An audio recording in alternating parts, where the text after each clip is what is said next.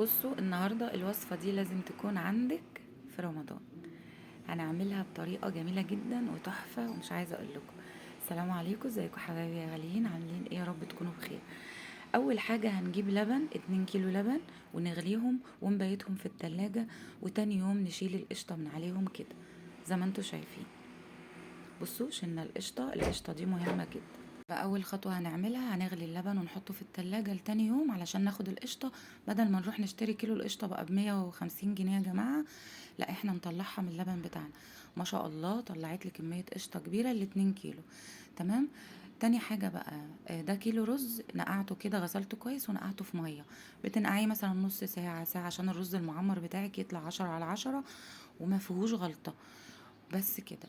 وهنصفي المية بقى بتاعته، وهنحط معلقة ملح ومعلقة سكر. أهم حاجة معلقة السكر في الرز المعمر، بتتوازن مع الطعم وبتخلي طعم الرز المعمر بتاعك زي بتاع الفلاحين بالظبط، مفيش فرق. بعد كده هننزل بكمية القشطة بتاعتنا وهنقلبها كويس مع الرز، وبعد كده ننزل بكمية اللبن.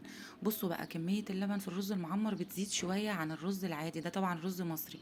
وعلى الوش بنحط شوية قشطة كده متقطعة صغنطط علشان تدينا. وبعد كده نقلب تقليبة وتدوقي اللبن، لو لقيتي الحدق مش مظبوط وظبطي الحدق بتاعك.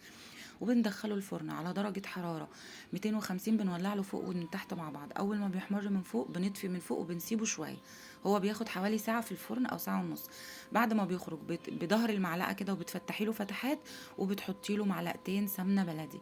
وبس كده. وده بيض مسلوق، ده حركته كده في سمنة بلدي وبيطلع شكله كده. وحمرت طبعا جنبه بطاطس، وتقدري زي ما قلت لك تعملي بط، تعملي فراخ بلدي، ويكون فطارك صنف فطار في رمضان حلو جدا ومفيد ومغذي وطعمه خطير.